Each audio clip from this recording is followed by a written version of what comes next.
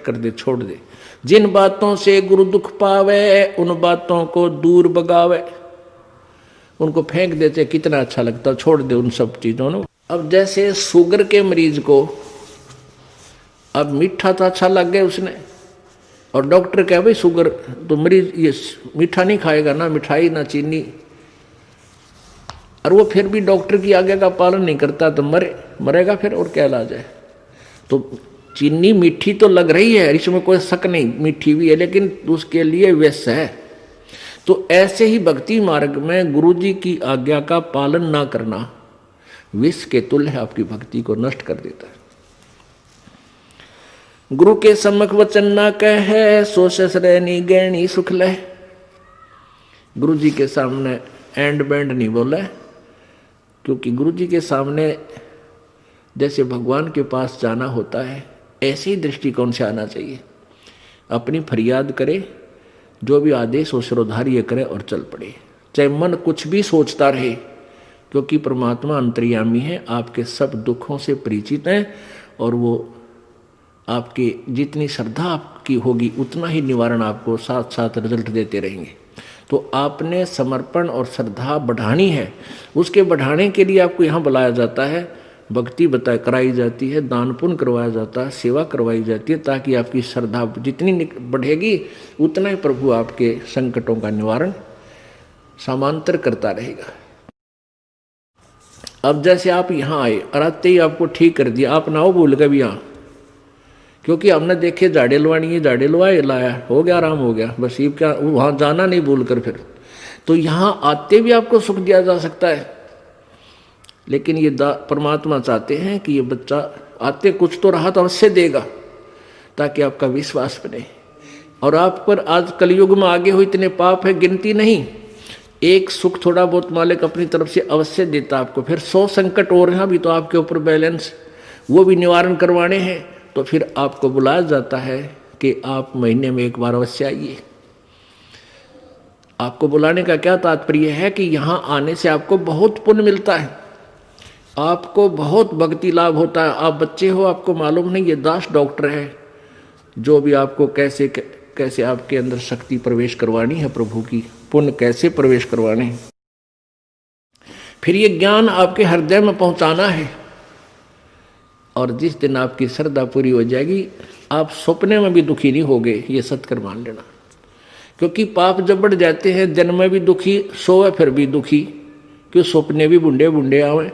और जब आप भक्ति करोगे, ढंग से लग जाओगे, आप वैसे भी सुखी, और स्वप्न में भी परमात्मा की भक्ति है, आरती करते होगे, कभी मंत्र कर रहे होगे, कभी मेरे गुरुदेव भगवान ये गा रहे होगे, स्वप्न में भी सुखी, यानी भक्ति स्वप्न में भी हो रही होगी। गुरु से शेष करे चतुराई सेवा ही नरक में जाई। ओह, जो गुरु जी के सामने चतुरता करता है, छल कपट करता है, उसकी जो सेवा है यानी वो पूजा समाप्त हो जाती है, धन भक्ति का, और कहते हो वो नरक में जाई, नरक में डाल दिया जाता है। शिष होए सर्वस नहीं वारे, हिये कपट मुख प्रीत उचारे।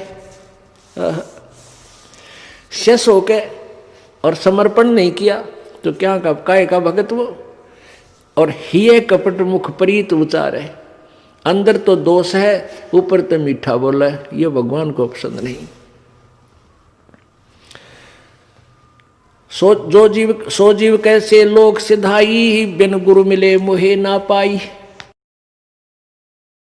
गुरु से कपट करे चतुराई, सोहन सा भव भर में आई। गुरु से कपट शेष जो राखे, यमराज जाके मुगदर चाखे। गुरु जो जन गुरु की निंदा करही, शुक्र सवान गर्भ में पढ़ही।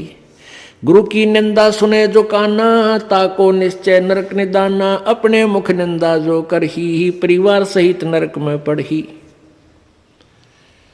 अपने आप क्या बताते हैं परमात्मा के, अपने गुरुजी की निंदा यदि कोई कर रहा है तो भी आपने सुननी नहीं चाहिए।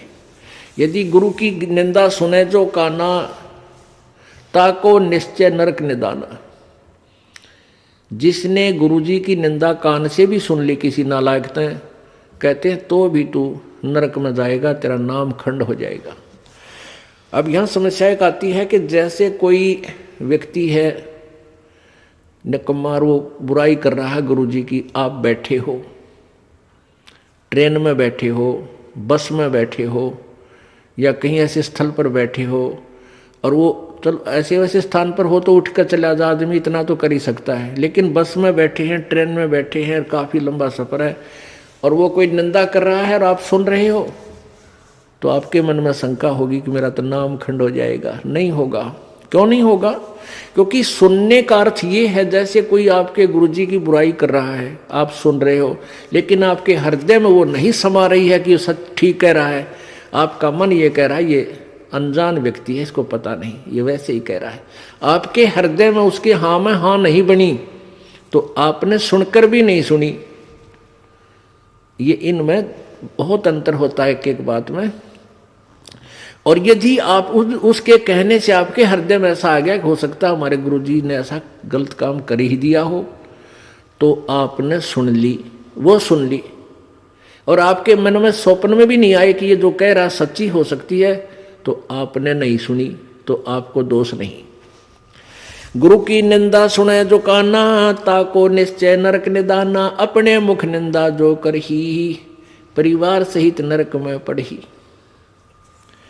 गुरु को तजय भजय जो आना, ताक पशुआ को फोकट ज्ञाना। ओए होए, अपने गुरु को छोड़कर और दूसरे में आस्था बनाता है। अब जैसे आप किसी भी कोई भी आपको इस भक्ति मार्ग का ये ज्ञान दास से सुनकर आपको कोई सुना रहा है भक्त, और आपकी श्रद्धा उस भक्त में हो जाती है, वो हो तो बहुत अच्छा है, बहुत प्यारा है, उससे के चरण छूने लग जाए, उसी के ऊपर आसक्त हो गए, तो आपका गुरुजी से नाम खंड हो गया। इस दृष्टिकोण से परमात्मा कहते हैं गुरु को तजय भजय जो आना, ता पशुआ को फोकट ज्ञाना। उस पशु ने को कोई ज्ञान नहीं है, वो भक्त नहीं है। जो अपने गुरु को छोड़कर दूसरे में ठीक श्रद्धा बनाता है, उसमें आसक्त होता है, उसी को पूजा शुरू कर देता है। अब पुण्यात्माओं, एक एक पॉइंट पे बहुत गहराई सोचना है। अब कोई भक्त ज्ञान सुना रहा है, बहुत अच्छी बात है, उसके द्वारा सुने ज्ञान पर अमल करे और उससे कहे भाई मुझे भी गुरुदेव के पास ले चलो, मेरा कल्याण करा दो। और आपने नाम ले रखा है और फिर कोई चर्चा चलती है, ऐसी कोई बात नहीं, फिर भी सुनो। और कोई पुराना भक्त है वो अच्छी अच्छी बातें बताएगा तो बहुत अच्छी बात है, गदगद हो जाओ कि मेरे गुरुजी ने कितना अच्छा ज्ञान दिया हुआ इस बच्चे को, भाई को, बहन को, और ये सब गुरुजी का ही दिया हुआ ज्ञान है, इसका नहीं है। तो उसमें आपको एज ए भाई यानी गुरु भाई गुरु बहन तो आपकी श्रद्धा हो सकती है, लेकिन अन्य दृष्टिकोण से, क्योंकि हम फिर उस पर इतना आसक्त हो जाते हैं, उसको फिर प्रणाम करने लग जाते हैं, बड़ा अच्छा भगत है, तो ऐसे ये बीमारी हमारे भगत समाज में पड़ी रही और इसका लाभ ये काल उठा गया। जैसे कमाल था, कमाल वो मुर्दा जिंदा किया था प्रभु ने। एक दरिया में बहता हुआ मुर्दा शव जा रहा था 12-13 वर्ष के बालक का, और एक शेख तकी था सिकंदर लोधी, दिल्ली के बादशाह का धार्मिक पीर। वो कबीर जी से ईर्षा करता था और कबीर परमेश्वर जी की कृपा से सिकंदर लोधी दिल्ली के सम्राट का असाध्य रोग दूर हो गया था, जो शेख तकी से भी नहीं हुआ था, किसी से भी नहीं हुआ था, जिस कारण से सिकंदर लोधी की आस्था कबीर जी में घनी हो गई थी। और वो जो पहले वाला जो वो परमानेंट उसका गुरु था धार्मिक मजहब की तरफ से, वो शेख तकी था। तो उस शेख तकी ने जब देखा कि कबीर जी में, मेरे सम्राट की, मेरे शिष्य की कबीर जी में ज़्यादा श्रद्धा होगी है, तो ईर्षा करने लग गया कबीर जी से।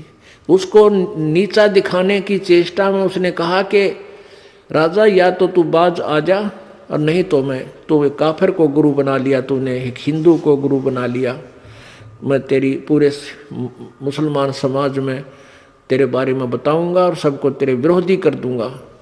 अब राजा चिंतित हो गया कहीं तेरे राज को खतरा ना हो जाए। तो परमात्मा के सामने उसने अपनी प्रार्थना रखी। कबीर जी ने कहा भी ठीक है। तो शेख तकी ने क्या शर्त रख दी कि मैं जब इसको मानूंगा ये भगवान है, अल्लाह का नबी है, कोई मुर्दे को जीवित कर दे। तो परमात्मा ने जो अपने भगत की टेंशन दूर करनी थी सिकंदर लोधी की, तुरंत कर दी। जिस दरिया के किनारे वो खड़े थे वहीं पर एक मुर्दा बच्चे का शव बहता हुआ आ गया। कुछ कबीले ऐसे होते हैं, ना तो वो गाड़ते जमीन में, ना सभा करते, वो जल प्रवाह कर देते हैं। मृत्यु होने के बाद के पशु जीव जंतु इसके शरीर का मांस खा कर दुआ देंगे। ऐसे सुसज्जित एक बना करके प्लेटफार्म सा, फ्लोट सा, एक घास फूस का जो तैरता रहे ऐसा बना देते हैं, बेड़ा सा, उसके ऊपर शव को लुटाकर और चलता कर देते। तो उसी समय वो लड़के का शव आ गया। परमेश्वर कबीर जी ने अपनी शक्ति से उसको जीवित कर दिया था। तो सभी ने कहा कमाल कर दिया, कमाल कर दिया। उसका नाम कमाल रख दिया और उस बच्चे को अपने साथ अपने बालक रूप में, शिष्य रूप में रख लिया। अब वो युवा बालक हो गया। कुछ दिनों के बाद 10-15 साल में 20-25 वर्ष की आयु का हो गया।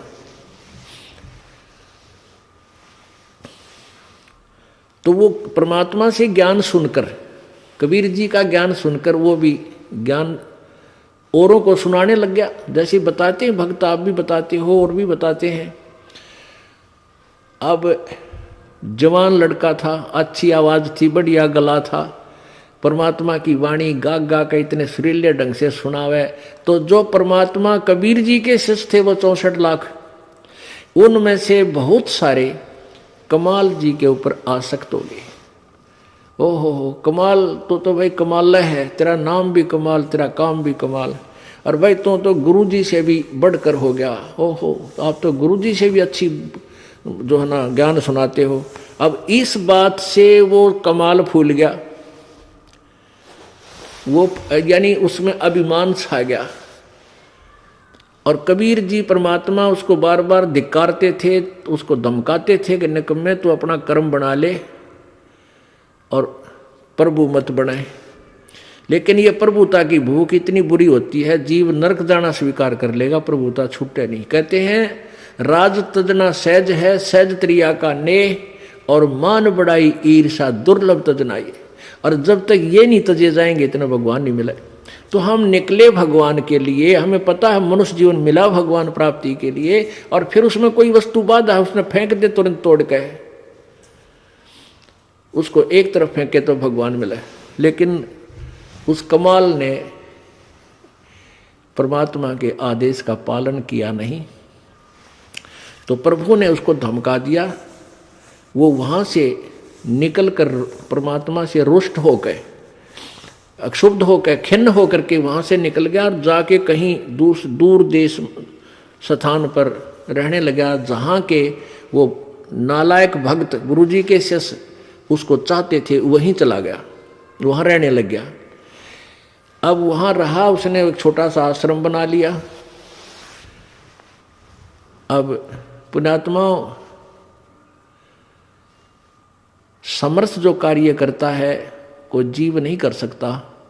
जैसा कल उदाहरण दिया था कि जैसे वायु बहुत लंबी चौड़ी है, बहुत ज़्यादा था है, और उसमें से एक टायर में पंप से हवा भर भी ली, वो टायर ट्यूब में टायर में डालकर ट्रक में डाल दिया, ठीक है वो काफ़ी सहयोगी होगी वह हवा उसको, लेकिन वो तो सीमित है।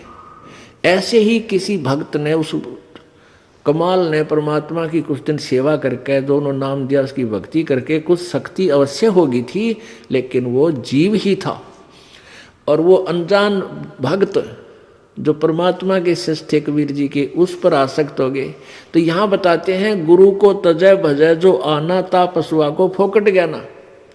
अरे जब कबीर खुद मालिक बैठे और उस वो कमाल के टिंडे देगा उन्हें, कमाल की बात। यहीं से हम गिरते, सतर गिरता गिरता यहाँ आ लिए। हम सतलोक में इसी तरह गिरे थे। हम अपने भगवान को छोड़कर परमेश्वर कबीर जी सत्य पुरुष को, और ये ज्योति निरंजन काल वहाँ तपस्या कर रहा था एक टांग पर खड़ा होकर। हमने अपने भगवान से हृदय हटा के इसमें लगा लिया और इसका फल यूं मिला। आज गधे कुत्ते सूअर 83 लाख योनियों में कितना कष्ट उठा रहे हम, और फिर वही फिर दोहरा रहे हैं क्योंकि ज्ञान नहीं हमने। तो उसने क्या किया, कमाल ने वहां रहने लगा। अब जो भक्त परमात्मा के पास आते थे उनको सुख होया करता खूब। अब वो चेले बन गए कमाल के। अब 5-4 वर्ष तो उनके काम ठीक चले, क्योंकि जो हैंडपंप से पानी उन्होंने ले लिया था वो जब तक चला उनकी पुण्य कमाई तब तक तो वो दुखी हुए नहीं। फिर कोई काम उनका होने लगा नहीं तो धीरे धीरे वो कमाल से भी हट गए। अब कमाल ने 5-4 और चेले रख रखे अपने आश्रम में रख रहे तो वो कहने लगे, गुरुजी यहाँ भगत तो आने ही बंद हो गए। तो उन्होंने कहा भाई यूँ करे कि गुरुजी का जन्मदिन मनावांगे कल, जेठ की पूर्णमासी आ गई, सब न कह दे भाई कल जेठ उतरते की पूर्णमासी है और गुरुजी का प्रगट दिवस मनाएंगे और खीर ख्यार बनावांगे, भंडारा करेंगे, सभी गांव वालों दूध लाइयो, दूध पहुंचाना। अब पहले कोई समागम करता था तो गांव वाले खुश होकर दूध ले जाते थे और ठोक देते थे ड्राम के ड्राम। अब किसी का लाभ होया नहीं, सारे बयानवटी होगी, दूध रहा ना ढंगता, तो सब कपटी हो गए। अब सब ने सोचा भी बखत से दूध डालावांगे और ना डाल कावांगे तो यू नाराज हो जाएगा, कदे शराब स्वरूप ना दे दे। कमाल है। और प्रत्येक के मन में, क्योंकि परमात्मा कबीर जी खेल खेलते हैं। अब वो जो भगत थे गांव वाले, जो 50-60-100 जितने भी थे, उन्होंने सबके मन में के दुर्भावना आ गई कि बखत तो उठ कर सबसे पहले मुंह अंधेरे जाऊंगा और दूध की जगह पानी का लोटा डालूंगा, किसने बेरा पट्टा है।